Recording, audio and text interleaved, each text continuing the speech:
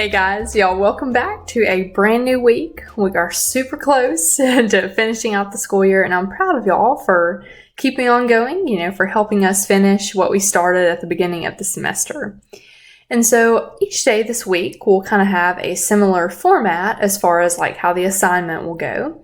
But what we're going to be doing is kind of taking the remaining functional groups and talking about them kind of two at a time. So for example, today we'll do the alcohols and the ethers, these guys right here in the oxygen family. And what we'll do essentially is we'll kind of take a look at their structure, how to name them just briefly, a couple of examples of reactions, and then kind of the part that you'll submit on your own will be a little article that will tell you just a couple of ways about how these compounds are used in real life. It'll give you maybe a question, to answer about the article, and then you'll submit. So hopefully it'll be a little more streamlined for you this week as far as getting the work done. And hopefully it'll be interesting too, and just to expose you to some of the neat things that these functional groups can do. And again, the reason that these are called functional groups is by attaching these groups to molecules, it gives them certain functions. It provides them with certain things that they can do. And that's what determines, how those molecules are used or where they're found in real life. And so like we said, today we're going to cover the alcohols and ethers. And there's a lot more out there, than what we're going to cover, but we're just going to try to hit the highlights so that we'll be able to identify, the alcohol and ether groups, kind of name and draw them, predict the products from a few different reactions, and then after you read the article, be able to state some real life applications of alcohols and ethers. And so the basic structure for our alcohols is you have the molecule, whatever molecule that is, we'll represent it with R, and it's attached to an O and an H group, okay? And so of course, if we expanded this, the oxygen would have kind of two lone pairs, and we would have the hydrogen. It would take a bent structure due to the two lone pairs. If we want to label kind of where the electrons are in this functional group, the oxygen is more electronegative, so we'll have a partial negative charge, and the hydrogen would be more partially positive. So that's kind of the electron distribution there of that group.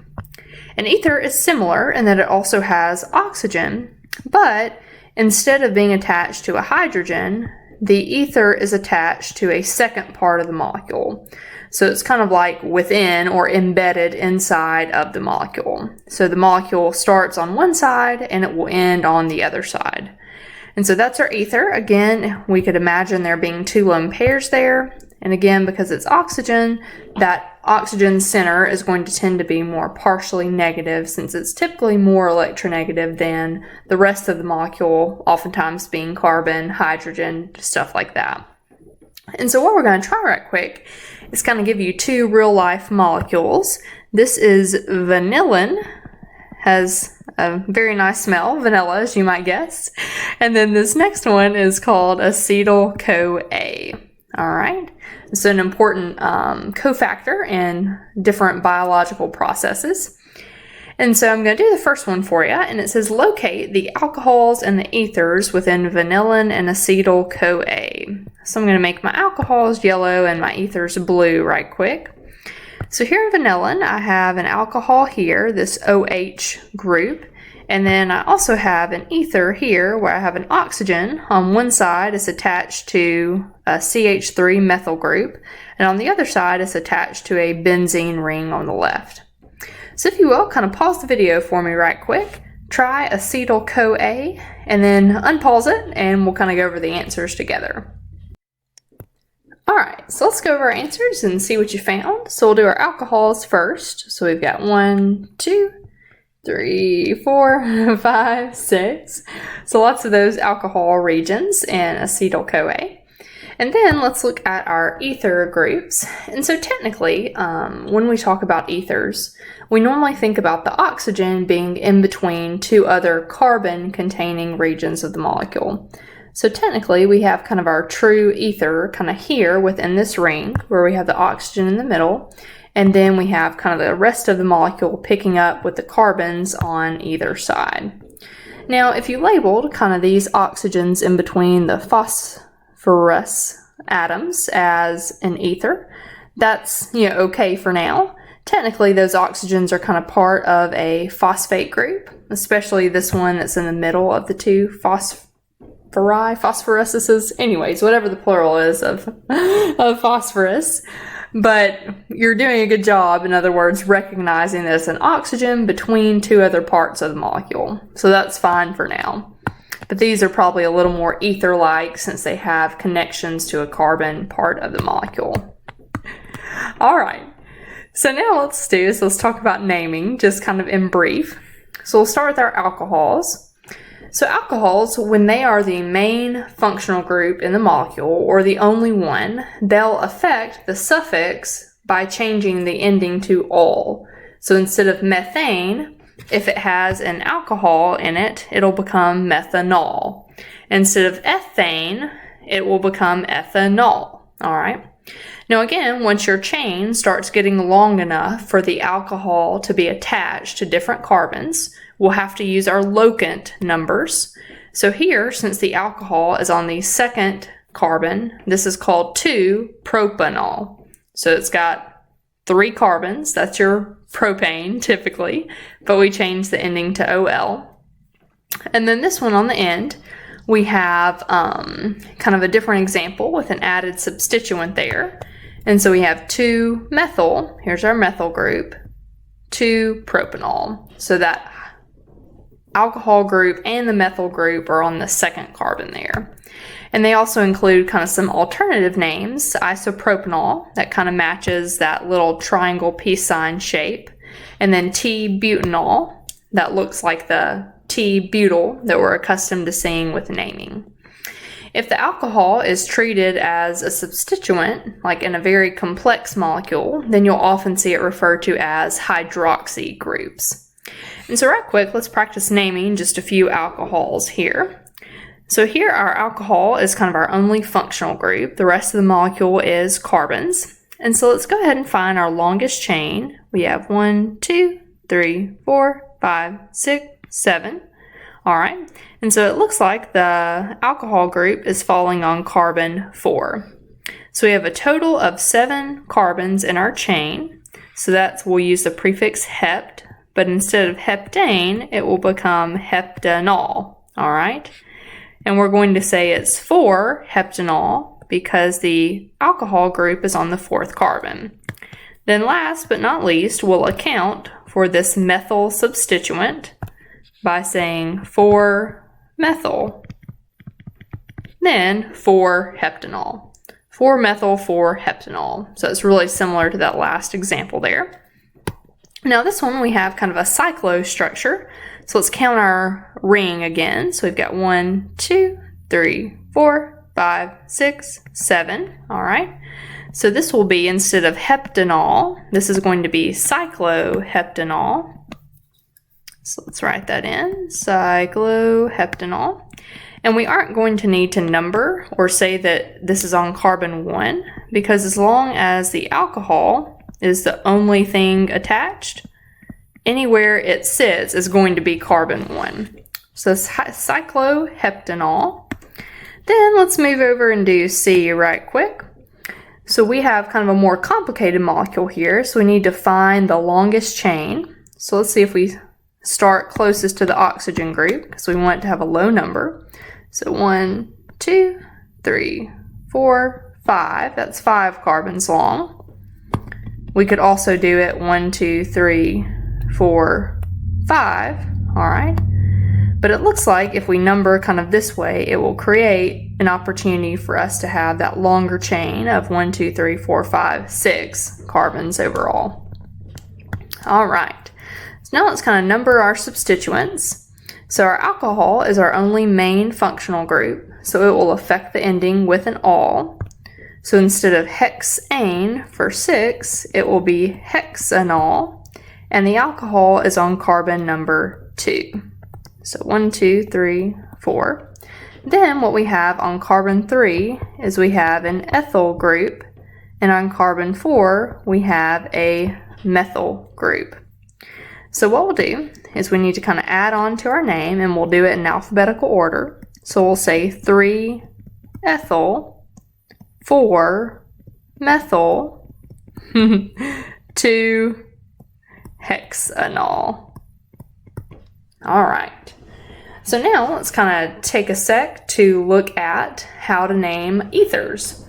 And so ethers are always kind of treated as a substituent, and they're called kind of in short alkoxy groups, where the alk part of that kind of stands in for the length of the alkane chain.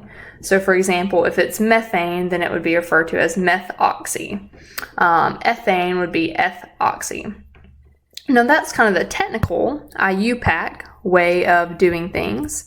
But in reality, when this is kind of comes down to it in just more common practice, the way the ethers are often named is just by naming the group on the left and naming the group on the right kind of separately. Okay. And so for example, what they've done for this ether here is you have 2 methyl groups on either side, so they've called it dimethyl ether. Okay. When we move to this next example, it has an ethyl group of 2 carbons on the left and a methyl group of 1 carbon on the right. So they've named it ethyl-methyl ether. Or if we're following the IUPAC rules, this would be methoxy ethane. So the way that goes is you include the ether as a part of the shorter group. Okay, so there's your methoxy. And then the ethane part kind of takes the parent name position. All right, then if we look at our last one here, we have a benzene group, which as a group is called phenyl. So here's our phenyl group. We have a methyl group on the other side. So you could call it methyl phenyl ether. Or if they're following IUPAC rules, you include the ether as a part of the shorter group. So there's your methoxy. And then the benzene is the name of the parent chain. And that also has a common name. It's called anisole, and you'll read about that as a part of the applications article once you finish the notes. All right, so for our practice problems for ethers, we're going to actually practice kind of drawing some. And so we'll get familiar with kind of a combination of the names, the formal IUPAC, and then the other ones, D and F, are just kind of the more common system where you name what's on the left, name what's on the right. And so it says cyclopropyl ether. So they're telling us kind of the 2 groups on either side. So we'll go ahead and put our oxygen in the middle. And on one side, we're going to have a cyclopropyl group. Propyl refers to 3, so that means we're going to have 3 carbons in a ring. So here's carbon 1, so 1, 2, 3, and we'll connect it so it looks like a little triangle. Then on the other side of our ether, we're going to have just a plain propyl chain, which is 1, 2, 3 carbons. So here's a carbon, here's a carbon, here's a carbon. So this is the cyclopropyl part, this is the propyl part, and then because they're connected by an ether, or an oxygen, that's what makes them the ether. All right, now let's try this next one, ethoxy Cyclo Butane. So what this means is our main chain is kind of a cyclo region of 4 carbons. That's what bute means. So we'll have kind of a box. And we know that it's going to be connected to an ether that has ethane on the other side. So we'll connect it to our oxygen. Then our other side needs to have 2 carbons. 1, 2. So there's our ether. Here's the ethoxy part. And then the cyclobutane part was kind of around here. All right. And then last one, this one says dicyclohexyl ether. So this means we have 2 of the same groups on either side. And it says cyclohexyl. Hex means 6. Cyclo means it's a ring. So we're going to draw a ring structure with kind of 6 carbons. So 1, 2, 3, 4, 5, 6. And we need 2 of them. And then they're going to be connected in the middle by an oxygen to give us that ether. So there's dicyclohexyl ether. All right, so again, we're just scratching the surface on naming, so it's okay not to, get everything at this point. But let's go ahead and just show you a couple of reactions that alcohols and ethers can participate in, and then we'll get you learning about some of their applications. So the one reaction that we're going to just briefly show you for alcohols is how you can oxidize an alcohol to turn it in to a more complicated functional group as a ketone or a carboxylic acid. And so an alcohol, again, is kind of our OH group. A ketone is where we have an oxygen double bonded to a carbon. And then the carboxylic acid looks like a ketone, except on one side you have kind of an alcohol group attached. So we're taking an alcohol and using it to make kind of other different things. And so at first, kind of when we take a look, just the general, pattern, we start out with this kind of oxygen and hydrogen single bonded, and we turn it, or we kind of react it with what's called an oxidant, which is designed to increase the number of bonds to oxygen. And at the end, what we end up with is kind of a double bond, and this hydrogen has gone away. Now, what's interesting is if we kind of take a look at the structure of this and be mindful of that little hydrogen there, what this looks like on the surface is kind of like an elimination reaction, all right? Where what we've done is we've broken two single bonds and we have made a new double bond, okay? So we've broken these two single bonds and we've made a new double bond. And so we're going to find that knowing those basic types of reactions, substitution, elimination, addition, really help go a long way. So this is basically an elimination reaction. And so again, it typically follows kind of the E2 mechanism. And what the role of the oxidant is, that we kind of mentioned here, this guy, is his role is to convert the alcohol to a good leaving group so that it can leave during the elimination. So it's converted to a good leaving group. Then it follows kind of the E2 mechanism where everything is concerted. The leaving group leaves. The hydrogen, or the base, kind of takes the hydrogen. It donates its electrons to form the double bond, and the leaving group leaves. And you're left with a new double bond kind of between the oxygen and the other portion of the molecule that it was originally attached to. Okay? And so a couple of the oxidants that you can use to treat it with have some complicated names, but I just thought I'd show you a few of their structures here on the right. So what oxidants do is they basically will kind of coordinate or attach to an oxygen, and they'll use proton transfer to break the OH bond. So it's no longer an alcohol, but it's an O connected to a more complicated group, those groups in green. And so some of them have kind of abbreviations to keep up with them: PCC, desmartin, periodane, swern, chromic acid. And so out of the ones that we're kind of showing here, chromic acid is a strong oxidizing agent, and the rest of the other guys are what are called mild oxidizing agents. And so these are what are used to help out with the oxidation. And so where it says, common oxidants, PCC, blah, blah, blah, so on and so forth, this is kind of what we're talking about. All right. So what we find is that the product that we result with for oxidation kind of depends on the strength of the oxidizing agent that we use. It also depends on whether we starting out with a primary or a secondary alcohol. And so the key for this oxidation to work is that you have to start out with at least one hydrogen attached to the carbon adjacent to the alcohol group. And so this is why we're going to find that tertiary alcohols can actually not be oxidized any further because they don't have any hydrogens attached to that adjacent carbon. It's just other substituents or other parts of the molecules.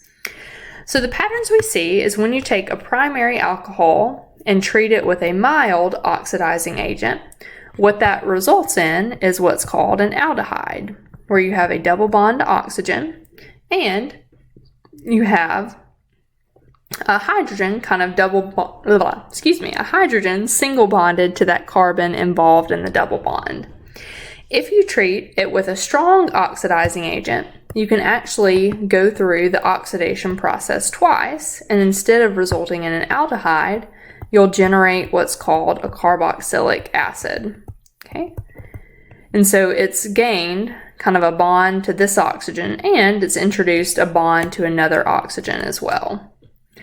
Now, for a secondary alcohol, they can only be oxidized one time because they only have one hydrogen. And so what a secondary alcohol results in is what's called a ketone, where you have an oxygen double bonded to a carbon, and then the molecules continues on either side. So right quick, what let's try is let's practice kind of taking an alcohol and predicting what products we should get. And they've helped us out kind of in labeling that this is a tertiary alcohol, primary alcohol, and secondary alcohol. And again, remember, primary just means that it's attached to one carbon, or that the carbon it's attached to is attached to one other carbon. For tertiary, that means it'll be attached to 3 other carbons, 1, 2, 3. And then for primary, it's going to, that carbon attached will be attached to 2 other carbons that are adjacent. Okay, so we're going to try treating it with a strong oxidant, and then the rest of these will be weak oxidants. So all of these guys should have the same products at the end of the day. So let's start off with our strong oxidant. So we know that our tertiary alcohol is not going to be oxidized, so it's just going to stay the same. So we'll leave that as is, kind of draw in that part of the molecule. But our secondary alcohol will be changed to a ketone. So we'll add in a double bond to that oxygen there. Then finally, we've got our primary alcohol to kind of deal with now. And so since this is a strong oxidizing agent, it's going to go all the way to a carboxylic acid.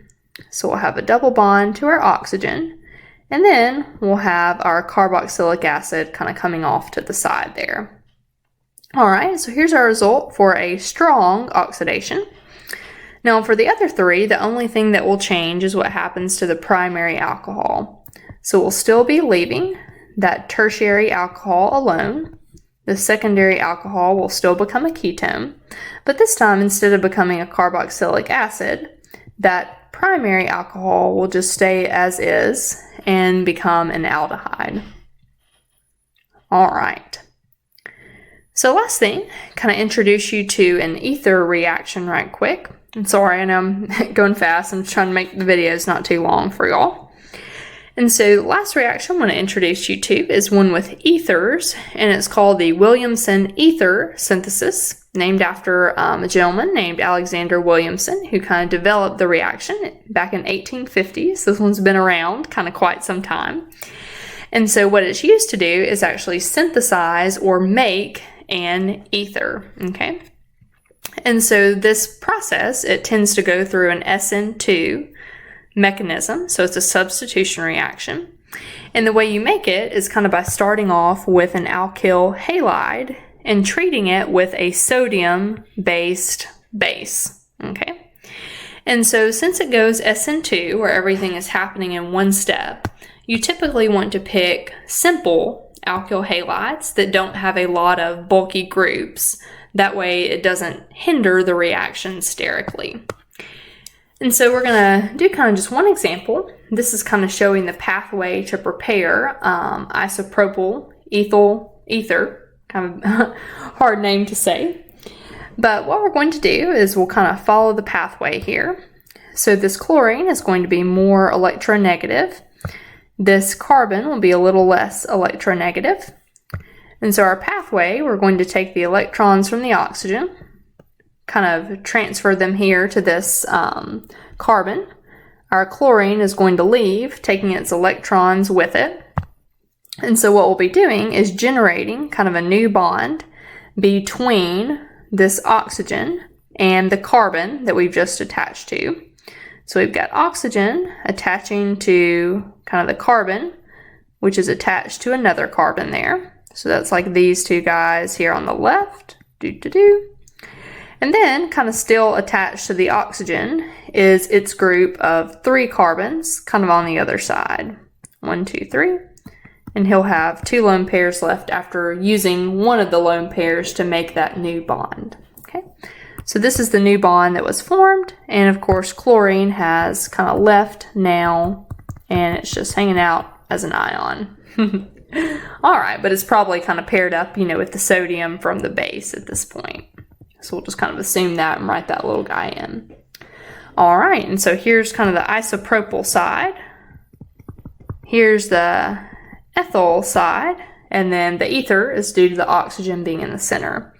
And just to kind of show you right quick, kind of an option, let me make sure I've got the right thing pulled up. Yeah. So there are kind of 2 options that you could use to prepare, this particular compound. The one that we just used is on the right, and it's kind of showing the difference between using a primary alkyl halide and a secondary alkyl halide. And so what happens if your alkyl halide if you put the bulkier group on the alkyl halide instead of on the oxygen portion, it can kind of get in the way and actually lead you to do an elimination reaction via the E2 mechanism instead of the substitution to kind of get your ether that's desired. So typically in this synthesis, you want to put the bigger group on the oxygen and the smaller group on the alkyl halide. All right. So that's it kind of for the notes portion. What you'll be doing now is kind of reading a short article, I think with 3 applications of ethers, answering a question about which application you found most interesting, and then you can call it a day. All right, guys. Woo! Thanks so much. It's a lot we're trying to cover, but I appreciate y'all hanging in there.